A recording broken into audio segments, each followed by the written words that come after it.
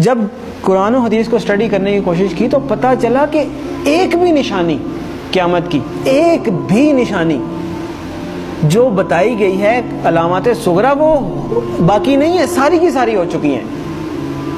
اگر کسی کو کسی اسپیسیفک نشانی کے بارے میں کوشچن ہے تو مجھے بھی بتائیں۔ اول تو مطلب جو میں نے اسٹڈی کیا ہے مجھے تو تقریباً سب ہی ملی ہیں۔ تو ایک دن ایک صاحب کہنے لگے آپ تو کہہ رہے ہیں ساری ہو گئی ہیں، پیلے جھنڈے نہیں کہیں سے نکلے۔ تو میں نے کہا پیلے جھنڈے تو وہ رابعہ ابھی نکلے تھے مصر میں، جب صدر مرسی کی حکومت انہوں نے گرائی تھی تو وہاں پہ پیلے جھنڈے رابعہ کا نشان انہوں نے بنایا تھا اور بڑی احتجاج کی تھی، وہاں سے پیلے جھنڈے نکلے تھے۔ پھر ایک اور صاحب کہنے لگے کہ دخان نہیں آئی جی، دھواں ہوگا جو زمین کو اپنی لپیٹ میں لے لے گا۔ میں نے بتایا کہ دخان تو اللہ واللہ عالم، ہم عقل کل نہیں ہیں، لیکن دیکھیں ہم نے تو وہ دیکھنا ہے کہ جو ہماری سمجھ میں بات آتی ہے۔ آج سے 7-8 سال پہلے ہم بھی اسی پنجاب میں رہتے ہیں، اسی دنیا میں رہتے ہیں، دھند ضرور ہوتی تھی، دھواں بھی ہوتا تھا، دھواں اسموگ نہیں ہوتا تھا کہ وہ پورے لپیٹ میں لے لیتا ہے۔ دھواں تو ایسے ہوتا ہے نا دور سے نظر آئے، دخان ایسا ہے کہ یخشى الناس، قرآن میں اللہ نے فرمایا یوم تأتی السماء بدخان مبین یخشى الناس ھذا عذاب علیم، وہ بھی پورا ہو گیا۔ پھر کیا رہ گیا؟ پھر انہوں نے کہا عربوں میں شرک آ جائے گا، وہ تو نہیں آیا۔ تو میں نے کہا میں بھی سوچتا تھا نہیں آیا، بلکہ جب میں یہ حدیث پڑھ رہا تھا تو میرے ذہن میں یہ تھا کہ پتہ نہیں عربوں میں شرک پتہ نہیں کب آئے گا۔ سب سے زیادہ قرآن حدیث وہاں پڑھا جاتا ہے، حرمین شریفین وہاں پہ ہیں، عبادات وہاں پہ ہوتی ہیں، مساجد رمضان میں وہاں بھری ہوئی ہوتی ہیں، تو پتہ نہیں کب ہوگا۔ اتفاق کی بات ہے کہ میرا نہیں خیال کہ ہفتہ گزرا ہوگا یا کچھ، تو وہ خبر آئی کہ وہ انہوں نے UAE میں مندر بنایا ہے اتنا بڑا، اور باقاعدہ نعوذ باللہ اس کی پوجا کر کے انہوں نے اس کی افتتاح کیا۔ عجیب لگا کہ اتنی جلدی کہ جب آپ حدیث پڑھتے ہیں تو آپ کو لگتا ہے کہ عربوں میں شرک لوٹ آئے گا، پتہ نہیں، یہ تو بہت ہی مشکل بات لگتی ہے۔ اور ہم نے مطلب ایک ہوتا ہے سالوں گزر جائیں پھر بھی بات ہے، وہ ادھر پڑا ادھر وہ بات ہوگی۔ تو ایک بھی نشانی مجھے نہیں ملی، اگر کسی صاحب کو ملی ہے تو مجھے بھی بتائیں۔ اس کا مطلب ہے علامات صغریٰ ساری پوری ہو گئی ہیں، اب علامات کبریٰ کا وقت ہے۔ پہلی علامات کبریٰ میں سے پہلی کیا ہے؟ امام المہدی کا ظہور پہلی علامات کبریٰ میں سے پہلی بڑی نشانی ہے۔ دوسری ہے دجال کا ظہور،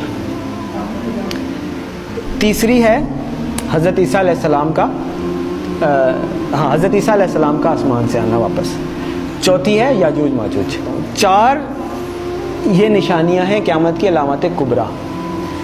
پھر 2 اور نشانیاں ہیں، سورج کا مغرب سے نکلنا اور دعوت الارض کا نکلنا۔ کیٹیگرائزیشن یہ حدیث میں نہیں ہے کہ 4 نشانیاں یا 5 ہیں، ویسے بتایا گیا ہے، اس کو پھر علماء نے اپنے حساب سے، جیسے میں نے پہلے آپ کو بتائی دخان ہو گیا یا مختلف رابعہ ہو گئے، پہلی پیلے جھنڈے ہو گئے، یہ وہ ان کو علامات صغریٰ کہا گیا ہے، چھوٹی نشانیاں، اور یہ جو ابھی میں نے 4 آپ کو گنوائی ہیں نا علامات کبریٰ کے طور پہ کیٹیگرائز کیا گیا ہے۔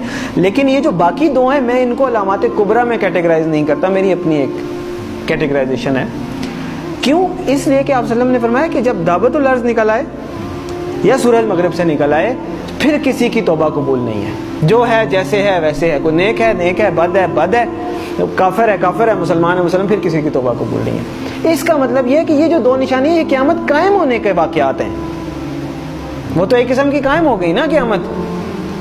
تو جو نشانی تو وہ ہے کہ آپ الرٹ ہے، نشانی ہے بھائی آنے والی ہے، تیار ہو جائیں۔ تو جب آ گئی تو پھر تو نہ توبہ ہے نہ کچھ ہے، پھر تو نشانی نہ ہوئی، پھر تو ہو ہی گئی۔ جب توبہ ہی نہیں قبول، اس کے بعد آپ کوئی چینج ہی نہیں، ایکسیپٹنس۔ تو اس لیے 4 نشانیاں قیامت قائم ہونے کی ہیں، اس وقت تک پھر بھی چانس ہوگا، ایون دجال کے آنے کے بعد بھی چانس ہوگا اگر کوئی توبہ کرتا ہے، اللہ توفیق دیتا ہے۔ حضرت عیسیٰ علیہ السلام دنیا میں آتے ہیں، چانس ہے، یاجوج ماجوج آتے ہیں، چانس ہے، لیکن اس کے بعد دعوت الارض نکل آیا یا سورج مغرب سے نکل آیا پھر ختم۔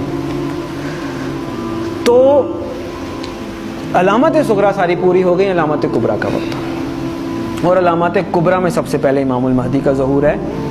اور میرے بھائیوں، میرے پاس مطلب وہ اذان دینے والی بات ہے کہ وہ مؤذن اذان دیتا ہے نا، وہ کبھی کوئی 1-2 بندے آتے ہیں، کبھی کوئی بھی نہیں آتا، میرے بس میں نہیں ہے کہ میں چیخ کے بولوں کدھر سو رہے ہو، کدھر جا رہے ہو، اور نکل آؤ روٹی کپڑا مکان سے، اور میری جاب، میری گاڑی، میرا بچہ، میرا پلاٹ نہیں۔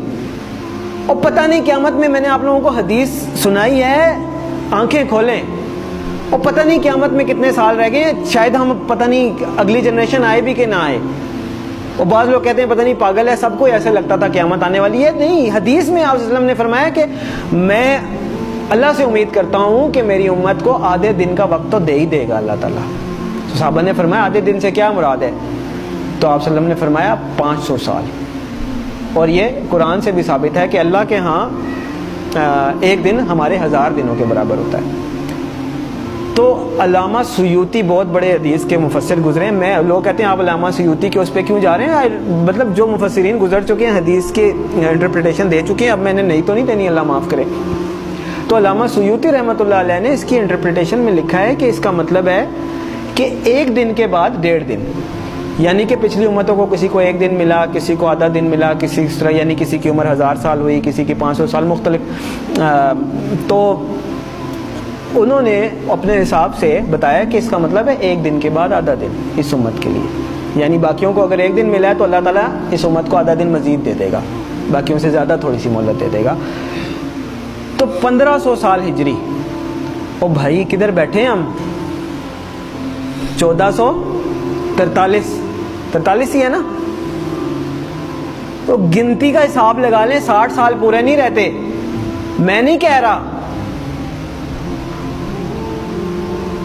تو اس کا مطلب یہ ہے کہ تھوڑا سا, میں یہ نہیں کہہ رہا کہ 60 سال میں ہی آ جائے گی, یعنی اللہ تعالیٰ نے اگر آدھے دن کی مہلت دینی ہے, اللہ کی مرضی, تھوڑا بہت آگے پیچھے بھی ہو سکتا ہے. لیکن سمجھنے کی بات ہے کہ ہم بالکل ایج پہ کھڑے ہیں, گرنے لگے نیچے, اور دیکھ پیچھے جا رہے ہیں, دیکھ پیچھے جا رہے ہیں.